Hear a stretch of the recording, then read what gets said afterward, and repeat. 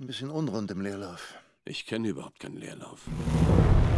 What I love about G.I. Joe's 3D is that it is an artistic tool to be used in the movie. You know, it actually has a lot of storytelling elements. It's literally like repainting your movie because it affects the whole experience.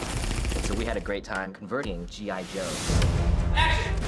We actually shot on film, so we got the texture, we had to feel the grain, and when we took it 3D, we literally had to take every frame and cut it out. We have over 700 artists that are cutting out each object and separating it from each other and giving us an experience that we get to fully control.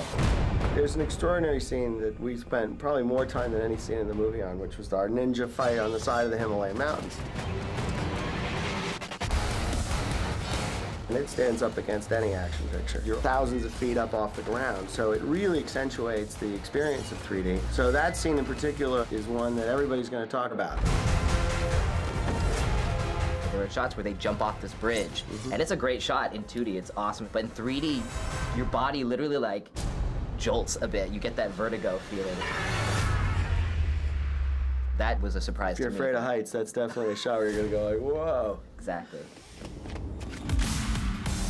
We made it very clear to everyone involved when we were converting in 3D, we needed to have the time and the resources to do it right. Most importantly, is this sequence going to be kick-ass? Of course.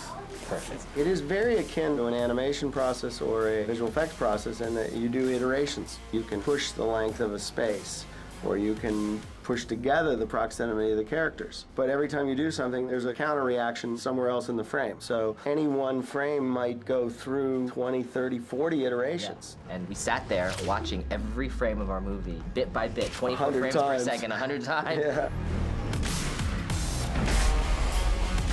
The missiles was a really interesting thing, because as Earth got bigger and bigger in 3D, the missiles started looking smaller and smaller, you know?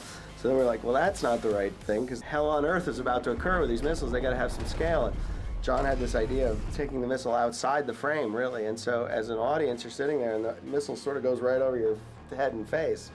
So then you really feel its sense of scale. And that's not something we could have done in 2D.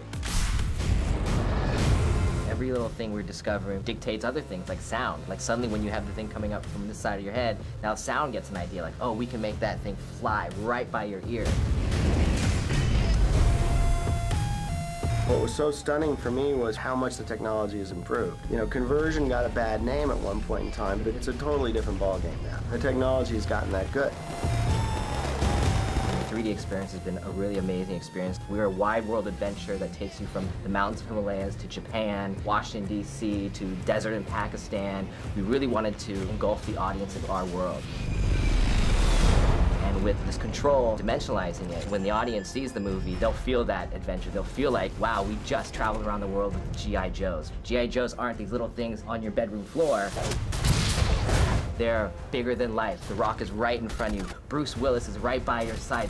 Snake Eyes has his weaponry and he's kicking butt over there, and you're a part of it. So I think that experience is one that the fans and people who've never heard of G.I. Joe are going to really, really love. Und ab geht die wilde Sau! Du brauchst einen neuen Spruch.